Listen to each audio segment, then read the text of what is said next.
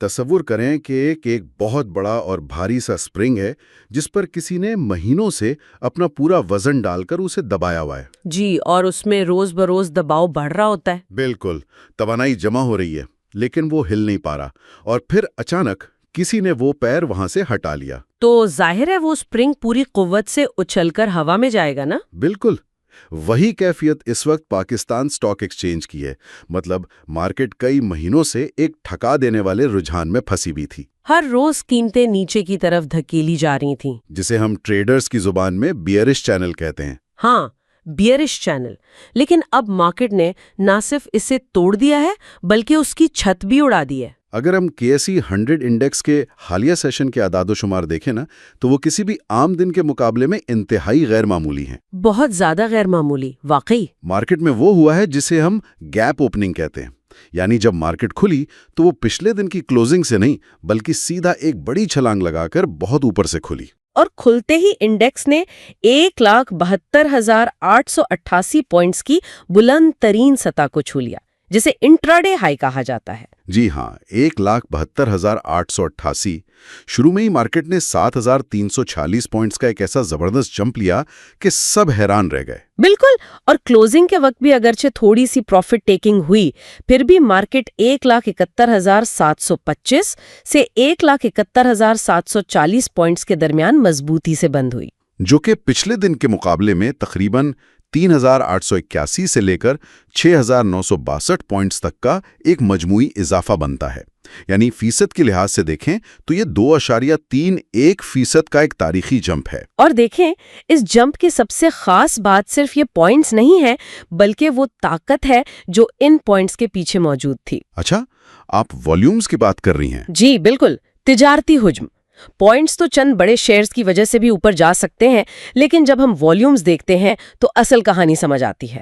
پچھلے سیشن میں مارکیٹ کا والیوم 450 ملین تھا، یعنی 70 کروڑ شیئرز کے آس پاس۔ صحیح۔ لیکن اس حالیہ سیشن میں یہ والیوم سیدھا 1.19 بلین یعنی تقریباً 83 کروڑ شیئرز کی حد کو بھی عبور کر گیا۔ ارے واہ، 1.19 بلین! ہاں نا، اس کا مطلب ہے کہ مارکیٹ میں پیسہ صرف چند لوگوں نے نہیں ڈالا، ایک بہت بڑی تعداد میں خریدار آئے ہیں۔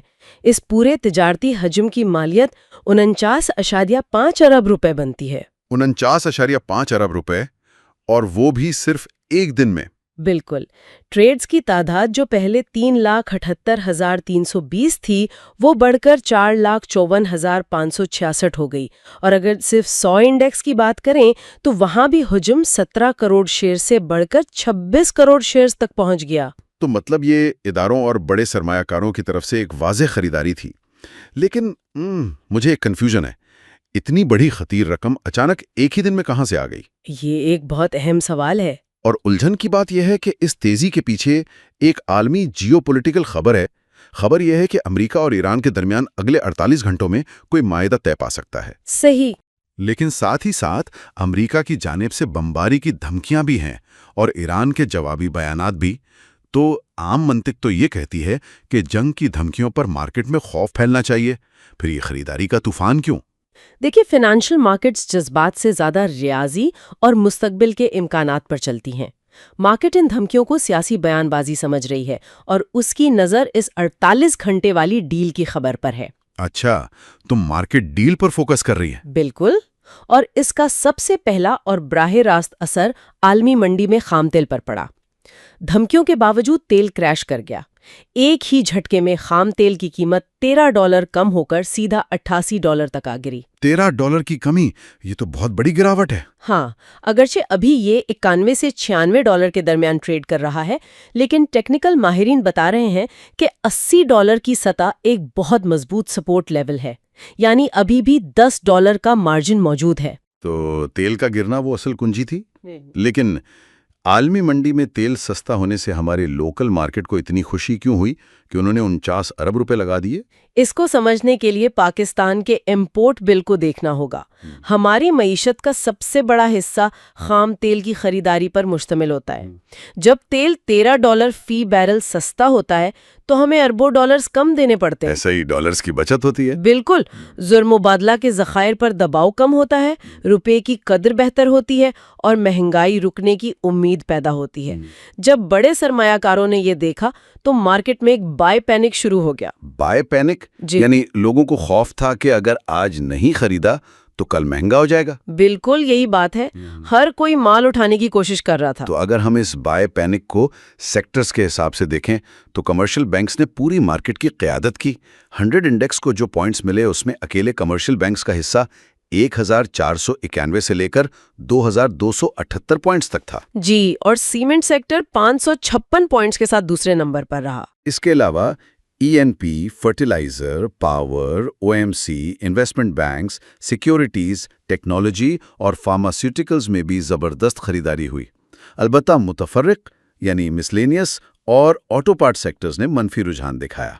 हाँ, लेकिन बैंक्स का इतना ऊपर जाना बहुत मानेखीज है। मैं भी यही सोच रहा था, बैंकिंग सेक्टर तो मईशत का थर्मोस्टैट होता है ना। क्या उनका बढ़ना इस वजह से था कि तेल सस्ता होने से महंगाई कम होगी और शरह सूद गिरेगी? बिल्कुल दुरुस्त। जब शरह सूद कम होती है तो सनतों के लिए कर्ज लेना सस्ता हो जाता है, कंपनियों के डिफ़ॉल्ट का खतरा कम होता है, जिससे बैंकों की बैलेंस शीट खुद ब खुद महफूज हो जाती है। और सरमायाकार सबसे पहले इसी सेक्टर में पैसा डालते हैं। जी, मजमूई तौर पर 490 स्टॉक्स में ट्रेडिंग हुई, जिसमें से हैरानगेज तौर पर 345 इजाफे के साथ बंद हुए। सिर्फ 107 में कमी आई और 37 में कोई तब्दीली नहीं हुई। और 100 इंडेक्स की 100 में से 92 कंपनियों ने इजाफा दिखाया, सिर्फ 5 में कमी आई और 3 बराबरी पर बंद हुई। मतलब पूरी की पूरी मार्केट ही ऊपर जा रही थी। बिल्कुल। और इनफरादी कंपनियों की कारकर्दगी देखें। FFC यानी फौजी फर्टिलाइजर ने अकेले इंडेक्स में 291 पॉइंट्स का इजाफा किया। एक स्टॉक के लिए 291 पॉइंट्स बहुत बड़ी बात है। इसके अलावा UBL, HBL, बैंक अल हबीब, मीज़ान बैंक और नेशनल बैंक ने मार्केट को सहारा दिया। Lucky cement, Engro holding, OGDC और कैपको में भी खरीदारी हुई। और सबसे हैरानकुन तो PPL रहा, जिसने 227 रुपीस पर ब्रेकआउट करके सीधा अपर लॉक लगा दिया। बिल्कुल, लेकिन दूसरी तरफ कोहाट सीमेंट, जिसे कोवियाद भी कहते हैं, इसमें 14 पॉइंट्स की कमी आई। इसके साथ शिफा इंटरनेशनल अस्पताल, थल लिमिटेड, पाकिस्तान सर्विसेज और यूसुफ वीविंग भी मनफी बंद हुए। ये थोड़ा अजीब है कि 92% मार्केट ऊपर है और ये स्टॉक्स गिर रहे हैं। इसे हम सेक्टर रोटेशन कहते हैं। इदारे मुनाफा बख्श सेक्टर से पैसा निकालकर नए सेक्टर्स में डालते हैं। तो ये कमी रूटीन की प्रॉफिट टेकिंग हो सकती है। और PPL का अपर लॉक दिखाता है कि बेचने वाले थे ही नहीं, सिर्फ खरीदार थे। जबरदस्त। और ये एतमाद सिर्फ आलमी खबरों पर नहीं है, माइक्रो सतह पर कंपनियों की कॉरपोरेट खबरें भी तेजी को हवा दे रही हैं। जैसे साजगार की रिपोर्ट आई है। जी, उनके प्रोडक्शन नंबर्स।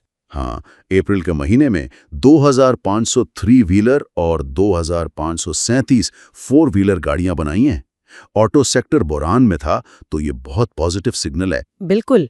इसी तरह इंडस मोटर यानी इंडो ने वाफी एनर्जी के साथ तेल की फराहमी का अहम मुआहदा किया है। और सिटी फार्मा की भी तो खबर है ना? हाँ, सिटी फार्मा ने पाक हाई इंटरनेशनल फार्मास्यूटिकल के मुकम्मल टेकओवर का इरादा जाहिर किया है।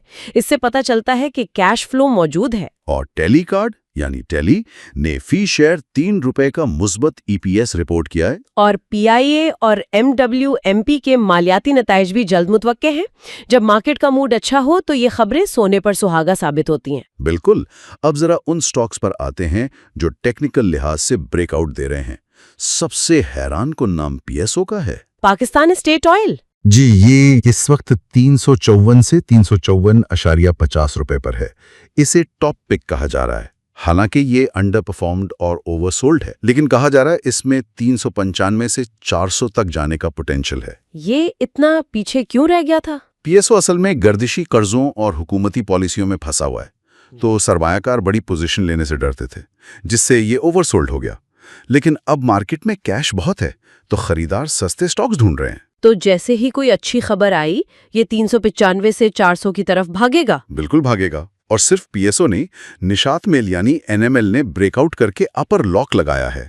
اس کا اگلا ہدف 153 سے 160 روپے ہے۔ اور پریما کا بھی بریک آؤٹ ہوا ہے، اس کے اہداف 36، 38 اور پھر 40 روپے ہیں۔ اسی طرح ملف یا جسے ہم MPLIFF کہتے ہیں، اس کا بھی بریک آؤٹ کے بعد اپر لاک لگا ہے اور ہدف 88 سے 94 روپے تک ہے۔ اور آخر میں او بوائے کا سٹاک بریک آؤٹ کے بعد اس کا ہدف 10 سے 11.5 روپے ہے۔ انفرادی سٹاکس تو ٹھیک ہیں، لیکن 100 انڈیکس کے بریک آؤٹ کے اہداف اور بھی بڑے ہیں۔ مارکیٹ اب 1,97,500 کی طرف دیکھ رہی ہے، پھر پچھلا ہائی 1,99,100 عبور ہوگا اور پھر سیدھا 2 لاکھ یعنی 2 لاکھ کا ہدف۔ 2 لاکھ پوائنٹس؟ کیا واقعی ایک بریک آؤٹ اتنی بڑی طاقت رکھتا ہے؟ دیکھیں، جب کوئی انڈیکس اپنی پچھلی ریزسٹنس توڑتا ہے، خاص طور پر اتنے بڑے والیومز کے ساتھ جیسے 1.19 بلین شیئرز، تو اس کا مطلب ہے بیچنے والوں کا ڈر ختم ہو گیا ہے۔ پھر 2 لاکھ کوئی مشکل ہدف نہیں رہتا۔ یہ تو بہت برائٹ پکچر ہے، لیکن ذرا کموڈیٹیز کی طرف دیکھیں تو سونا اور چاندی بھی تو راکٹ بنے ہوئے ہیں۔ جی بالکل۔ مقامی مارکیٹ میں سونے میں 11,100 روپے فی تولہ کا اضافہ ہوا۔ بین الاقوامی سطح پر سونے نے 4650 کا لیول بریک کیا اور اب $4606 پر ہے، یعنی $136 کا اضافہ۔ اس کا سٹاپ لاس 4650 پر ہے۔ اور چاندی $774 پر ہے، $4 اضافے کے ساتھ، اور اس کا سٹاپ لاس $76 ہے۔ مجھے یہ متضاد لگ رہا ہے، سٹاکس اوپر جاتے ہیں تو لوگ سونا بیچتے ہیں نا، یہاں دونوں اوپر جا رہے ہیں۔ یہ جیو پولیٹیکل خبروں کی 2 دھاری تلوار ہے۔ مقامی سرمایہ کار تیل سستا ہونے پر سٹاکس میں پیسہ لگا رہا ہے، لیکن بین الاقوامی سرمایہ کار جنگ کے ڈر سے سونے میں جا رہا ہے۔ اچھا، یہ فرق ہے۔ ہاں، لیکن یاد رکھیں، اگر واقعی ڈیل طے پا گئی تو سونا اور چاندی بری طرح گر سکتے ہیں۔ یہ تو رسکی کام ہے۔ تو پھر عید کی چھٹیوں کے بعد جب جمعہ کو مارکیٹ کھلے گی تو کیا حکمت عملی ہونی چاہیے؟ مارکیٹ تو 92% اوور باٹ ہو چکی تھی اور 85% پر کلوز ہوئی۔ جی، اور توقع ہے کہ مارکیٹ کھلتے ہی 500، 1000 یا 2000 پوائنٹس مزید اوپر جا کر 17,44,500 کی ریزسٹنس کو چھو سکتی ہے۔ پچھلی 17,22,000 کی ریزسٹنس تو ٹوٹ چکی ہے۔ اور نیچے کی طرف 1,66,000 کی سطح کو سٹاپ لاس اور سپورٹ کے طور پر دیکھا جا رہا ہے نا؟ بالکل۔ تو سمارٹ اسٹریٹجی یہ ہے کہ فومو ٹریپ یعنی چھوٹ جانے کے ڈر سے فوراً خریداری نہ کریں۔ تو پھر کیا کریں؟ پہلے 1 سے 2 گھنٹے صرف پروفٹ ٹیکنگ کریں۔ جب مارکیٹ 1,000 سے 2,000 پوائنٹس کی کریکشن لے اور سٹاکس ڈسکاؤنٹ پر ملیں تب خریداری کریں، لالچ میں نہ آئیں۔ زبردست۔ اگر میں اس گفتگو کا نچوڑ پیش کروں تو یہ تیزی عالمی تیل کا $13 گرنا، جیو پولیٹیکل خبریں اور کارپوریٹ خبروں کی زبردست گردش کا نتیجہ ہے، جس نے 2 لاکھ پوائنٹس کے ہدف کو حقیقت بنا دیا ہے۔ بالکل، تمام عوامل ایک ہی سمت میں اشارہ کر رہے ہیں۔ تو سننے والوں کے لیے ایک سوال چھوڑتے ہیں۔ اگر واقعی مشرق وسطیٰ میں کشیدگی ختم ہو جائے اور تیل $80 کے آس پاس مستحکم ہو جائے تو کیا یہ خریداری کا جنون ایک نئے معاشی دور کا آغاز ہے، یا یہ محض ایک عارضی تیزی ہے جو کسی بھی نئی عالمی خبر پر ریت کی دیوار کی طرح گر جائے گی؟ اپنا تجزیہ خود کریں اور مارکیٹ کی اگلی چال پر نظر رکھیں۔